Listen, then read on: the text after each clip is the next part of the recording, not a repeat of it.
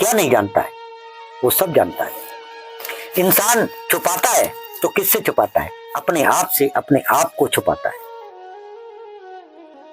समझ रहे नहीं?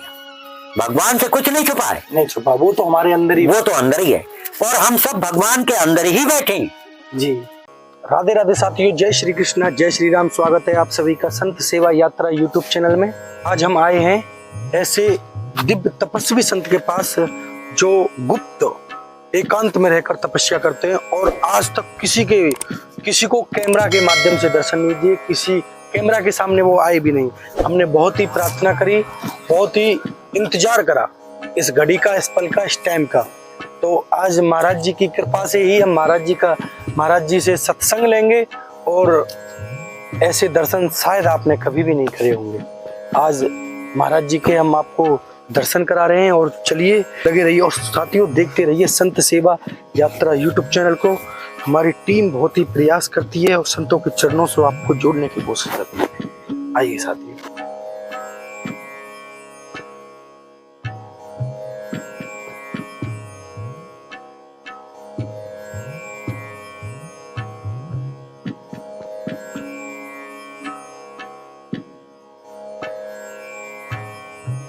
महाराज जी के श्री चरणों में दंडवत शीश नवा लेते हैं। जय जय हो महाराज जी। आनंद करो, मौज करो। महाराज जी राधे राधे। राधे राधे।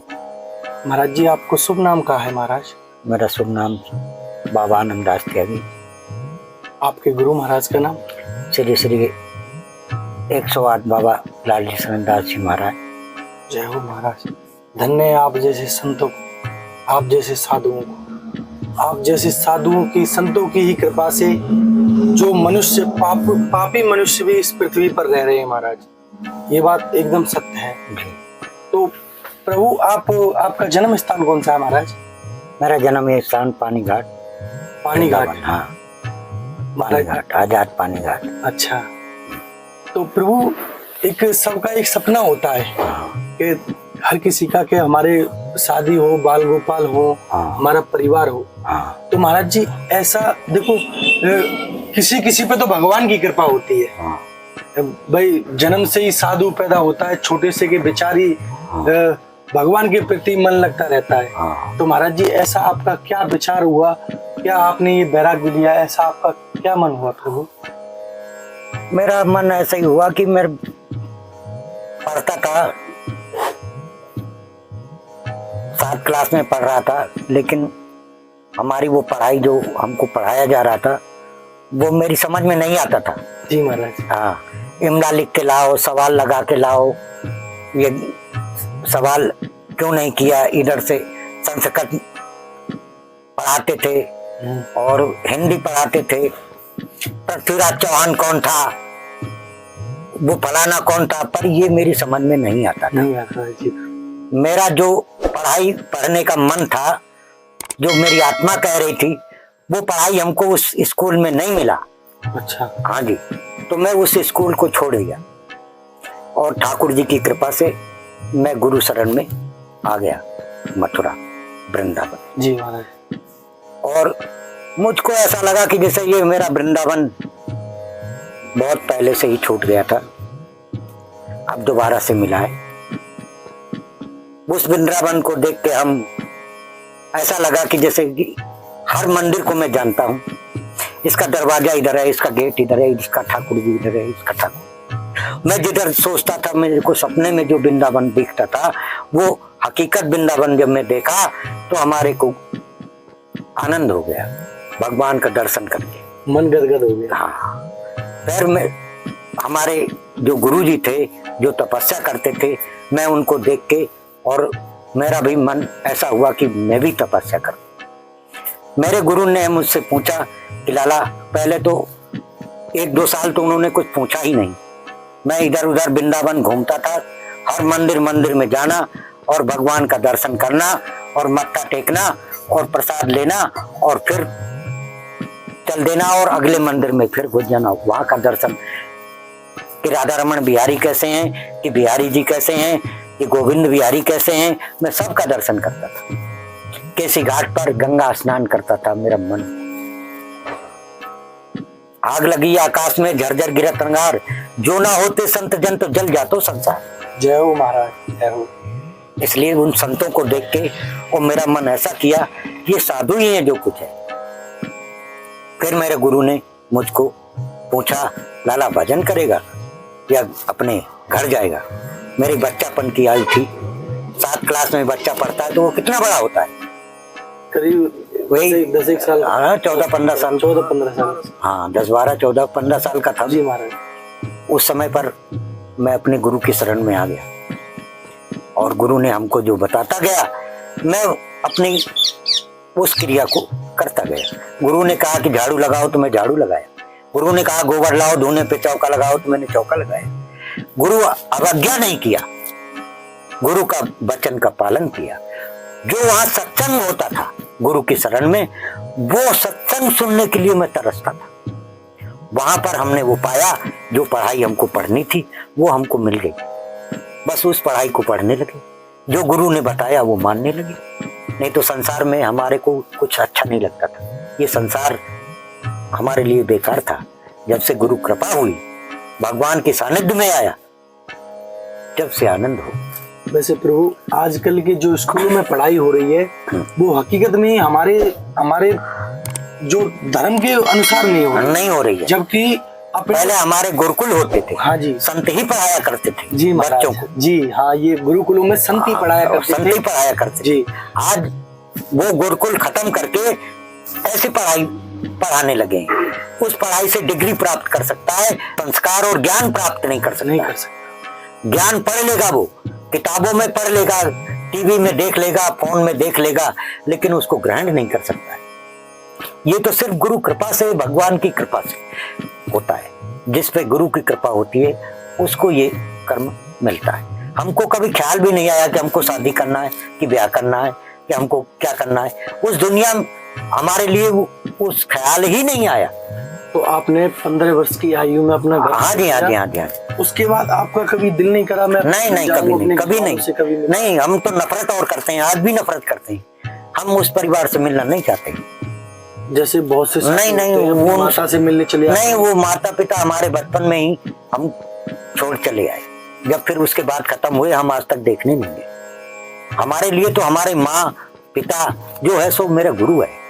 गुरु ब्रह्मा, गुरु विष्णु, गुरु देवो, गुरु महेश्वर, साक्षात पार ब्रह्म तस्मै श्री गुरुदेव नमः। जय हो महाराज। हाँ, जो गुरु ने दिया वो किसी ने नहीं दिया। भगवान की कृपा से मुझको ये गुरु कृपा हुई।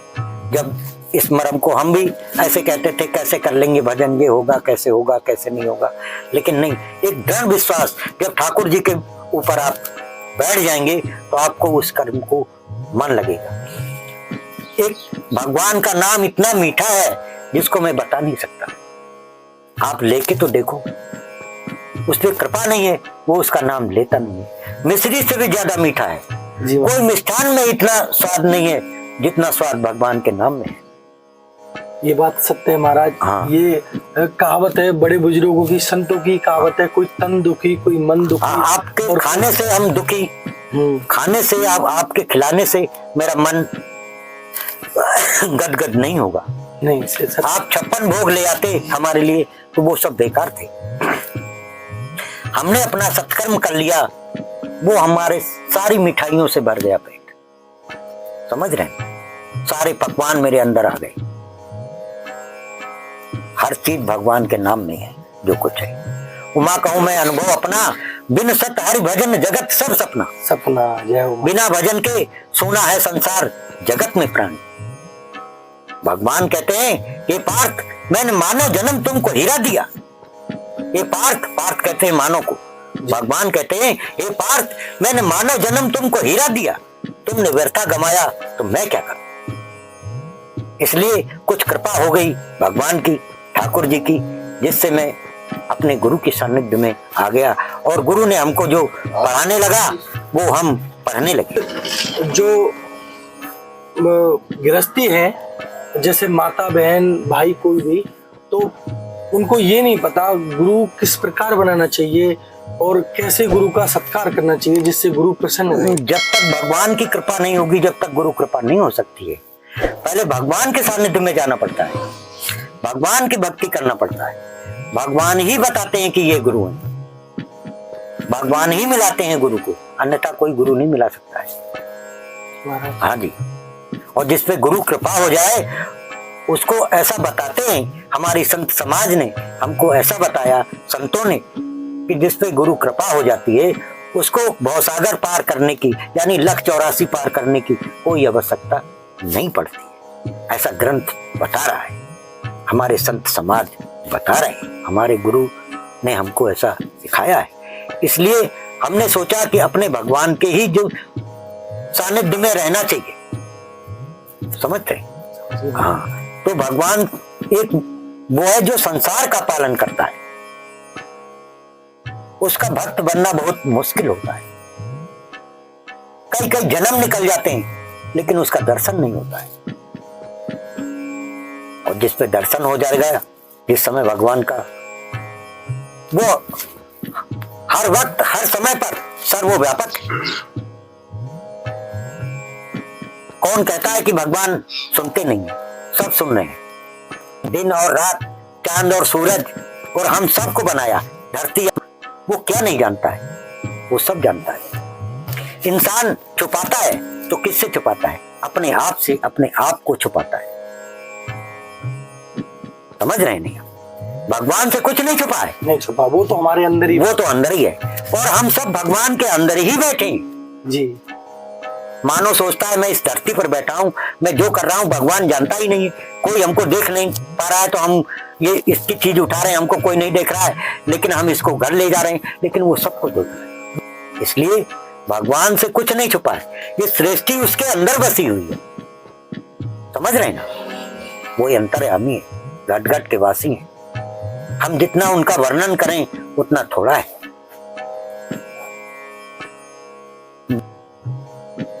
माँ कहूं मैं अनुभव अपना, बिन सत हरि भजन जगत सब सपना। सपना। बिना भजन के संसार मानो क्या है? एक खाली डब्बा है। जी महाराज।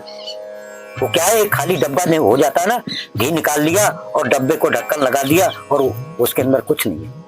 ऐसे ही मानो एक खाली डब्बा है। भरता किससे? वो ठाकुर जी के नाम से भरता है। जय हो महाराज। समझ रहे हैं? जी महाराज। ठाकुर जी का जितना नाम लेंगे उतना ही हमारे, हाँ बस ये डब्बा भरता चला जाएगा। ये एक दिन घड़ा अपने आप ही भर जाएगा। और जिस दिन घड़ा भर जाएगा उस दिन आंखों का चश्मा उतर के और भगवान का दर्पण सामने दरस हो जाएगा।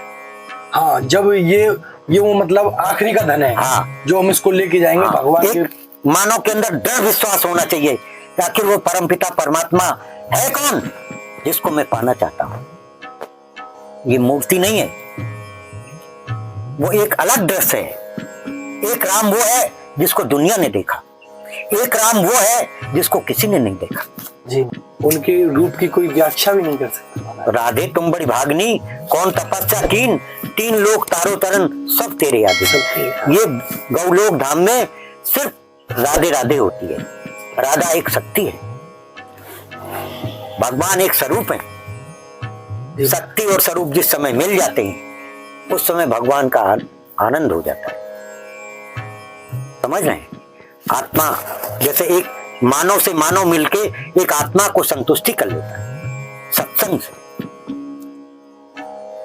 समझ रहे हैं? जी महाराज। ऐसे ही एक आत्मा है रूपी ठाकुर जी है, एक आत्मा रूपी राधा है, जो एक शक्ति और स्वरूप का जिस समय मिलन होता है उस समय ब्रह्मांड खिल जाता है। समझ रहे हैं? ऐसा ये गोवर्धन नाथ है, यहाँ हजारों और लाखों लोग आते हैं और हजारों और लाखों चले जाते हैं।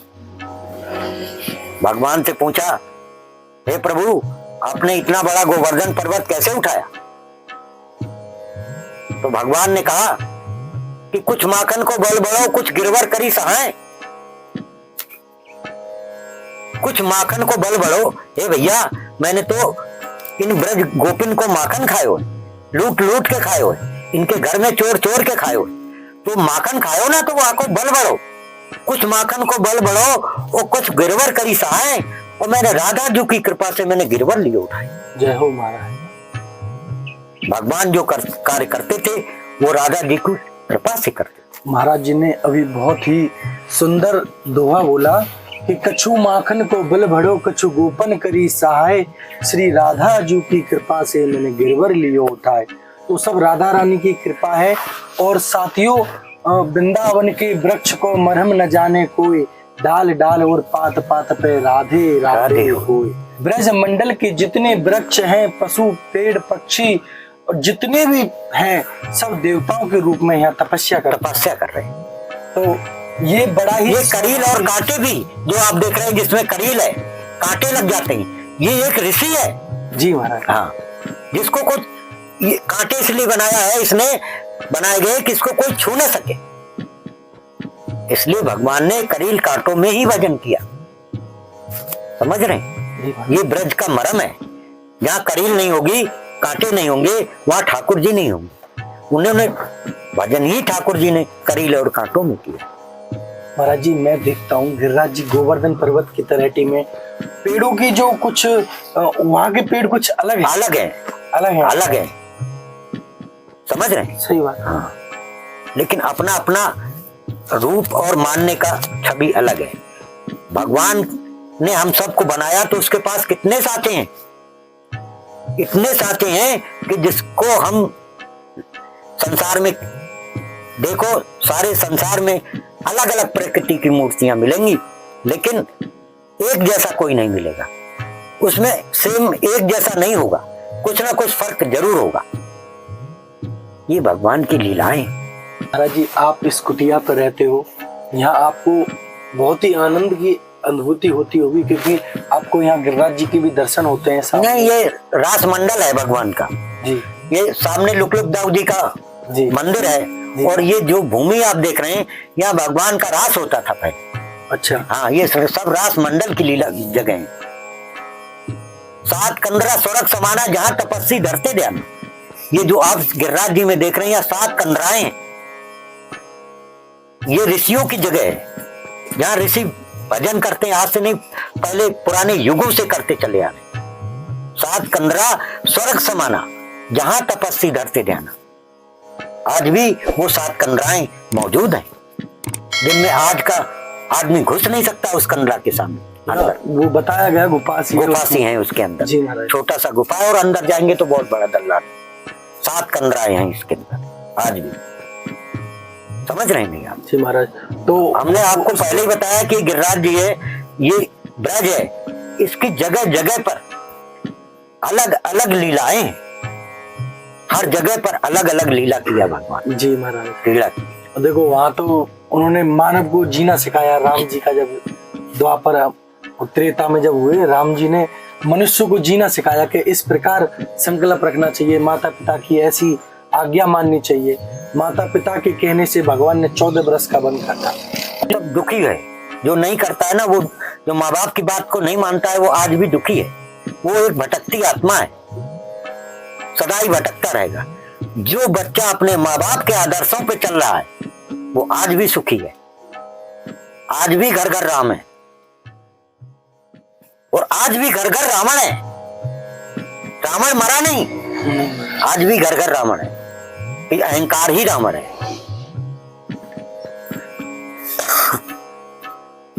जो भगवान के सानिध्य में रहता है, जो भगवान के ध्यान में रहता है, भगवान उसकी रक्षा कर। समझ रहे? उसके लिए कोई रावण नहीं है। महाराज जी, अब क्या है कि आज हम में है, हम कलयुग में ही हमने जन्म लिया है महाराज, तो कलयुग का प्रभाव तो रहता ही है। मनुष्य को भगवान, जैसे हम राम का नाम का जाप करते हैं, कृष्ण नाम का जाप करते हैं, सिर्फ जाप करते हैं, भगवान से ध्यान नहीं लगाते हैं। प्रभु, भगवान से ध्यान कैसे लगाया जाए? भगवान से जैसे कि हमारा मन शांत हो जाए। मन शांत नहीं होता है। मन शांत यूं नहीं होता है कि गुरु कृपा से आपके पे नहीं है। गुरु कृपा होगी, गुरु आपका संस्कार होगा, और गुरु आपको मंत्र देंगे। उस मंत्र से जब आप जाप करेंगे, जब आपको आत्मा में शांति मिलेगी। संस्कार आपके नहीं हुए। एक संस्कार जानते किसको कहते हैं?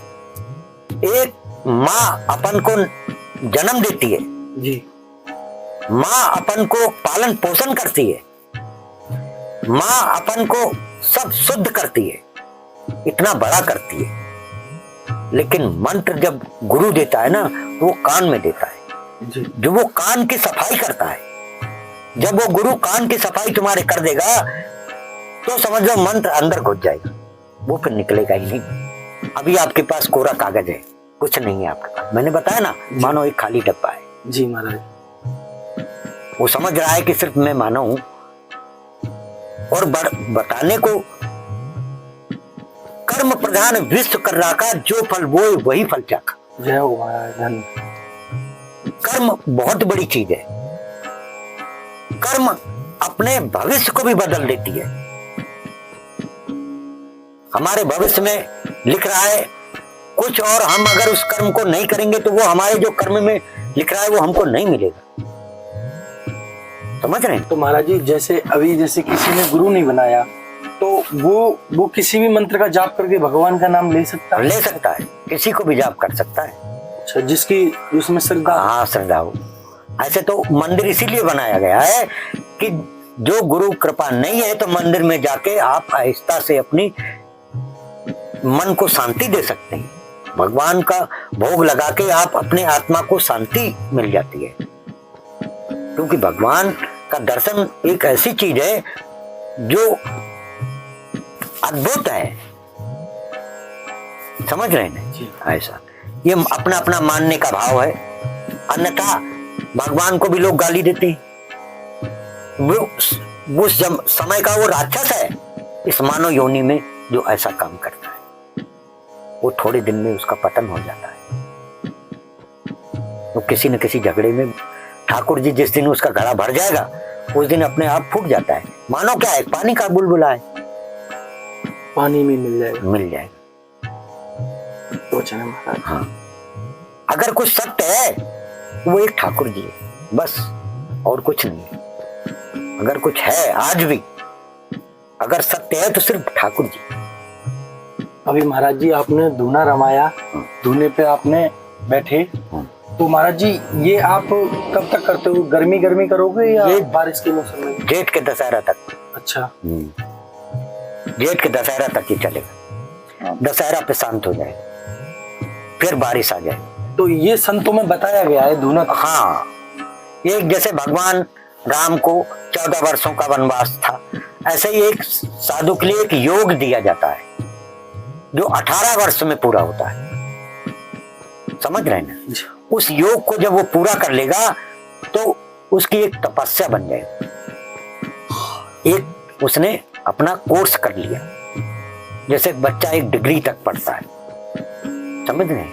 उसको नंबर मिलते चले जाते हैं, वो पास होता चला जाता है। ऐसे ही भगवान के पास में ये कर्म का योग है, उसके द्वारा उसका जीवन निर्वाह हो जाता है और उसका भजन बन जाता है। और जो इंसान खाता पीता है, अपना आता है, दान पुण्य उसका भोग लगा के भगवान का अपना उद्धार करता है। आप अपना भोजन अपने स्वयं बनाते हैं ना, स्वयं बनाते हैं यहीं पर। हाँ जी, हाँ, सब आनंद है, कोई दिक्कत नहीं। महाराज जी यहीं पर अपने हाथों से, महाराज जी सिर्फ शाम के टाइम प्रसाद लेते हैं? हाँ, 24 घंटे में एक बार। 24 घंटे में एक बार भोजन करते हैं महाराज जी। और आपको मैं क्या बताऊं, सत्संग सुनकर मेरा मन जो है वो बहुत ही गदगद हो गया।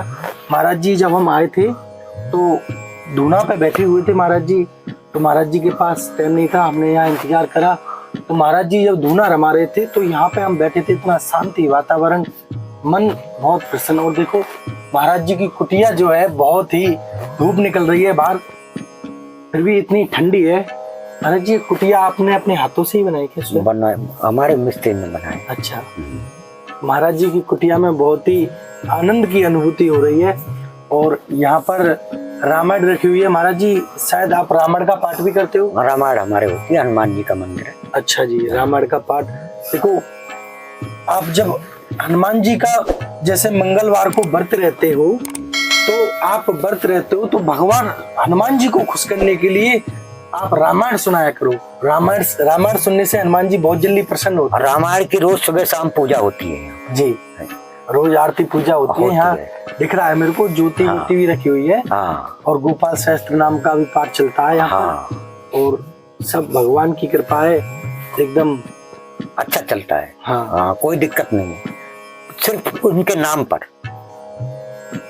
उनके नाम पर जीते हैं और उनके नाम पर मरते हैं। उनके नाम पर ही यहाँ जंगल में पड़े रहते हैं। जय हो। रक्षा कौन करता है? सिर्फ परमात्मा। यहाँ लाइट वाइट की सुविधा भी? हाँ, सब सुविधा है, लाइट वगैरह सब। अच्छा, बहुत बढ़िया। यहाँ पर महाराज जी रहते हैं रोड के किनारे, तो श्री धाम गोवर्धन में। साथियों, आप हजारों लाखों करोड़ों रुपए कमा लो, आपके मन को शांति नहीं मिलेगी। आप पैसे में स्वर्ग प्रिय हो जाओ, आप पे बहुत बंगला है, गाड़ी है, पर आपके मन को शांति नहीं मिलेगी।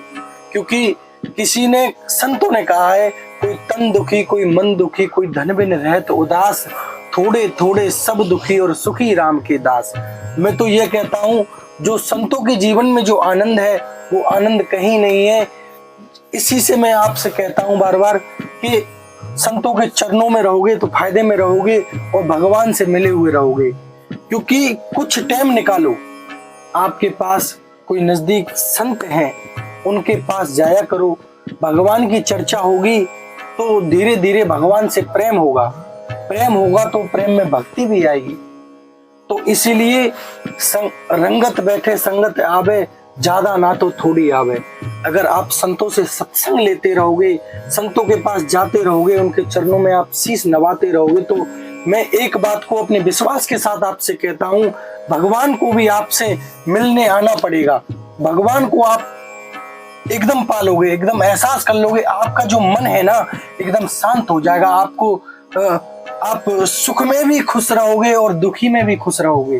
मन ही मन में आप अपनी आत्मा के दर्शन कर लोगे। अगर आपको अपनी आत्मा के दर्शन हो गए तो समझो प्रभु आपको परमात्मा के दर्शन हो गए। पूरे विश्व के लिए, अपने लिए, संत कभी भी अपने लिए कुछ नहीं करते हैं, संत पूरे विश्व के लिए करते हैं। तो ये सब साधु के वचन हैं। हम तुम गृहस्थी अपना कल्याण सोचते हैं कि हे भगवान मेरा लड़का वह नौकरी में लग जावे या मेरे वो काम बन जाए। संत अपने लिए कभी कुछ नहीं मांगते। संत खुद परेशान होकर भी तपस्या करते हैं, जलपान छोड़कर। किसके लिए करते हैं? हमारे लिए, हमारे लिए, ताकि हम सब संतों की ही संतानें, हम भूल गए हैं। और संतों का कहना क्या है कि जब तक रहेगी जिंदगी, सोचो क्या कह रहा है साधु जी, कि जब तक रहेगी जिंदगी फुर्सत न होगी काम से, और कुछ समय ऐसा निकालो प्रेम कर लो राम से। जय हो महाराज, जय हो। कुछ थोड़ा सा ऐसा समय निकालना चाहिए जिससे कि संत समाज में जाना चाहिए, मंदिर देवालय में जाना चाहिए, जिससे आपकी आत्मा को शांति मिले। और जिस दिन आप करके देखो, मंदिर में जाके देखो, आप अपने सत्कर्म को करके देखो, आरती के समय जाके देखो, किसी मंदिर में हाथ जोड़ के खड़े हो, जिस समय आरती होती है उस समय भगवान की एक झलक तुम पर जरूर आएगी। ऐसा हम नहीं कहते, हमारे गुरु ने बताया। और देखिए मैं आपको दिखाता हूँ, यहाँ पे महाराज जी धूना भी रमाते हैं दोपहर के टाइम में। महाराज जी दोपहर के टाइम में ही रमाते हैं।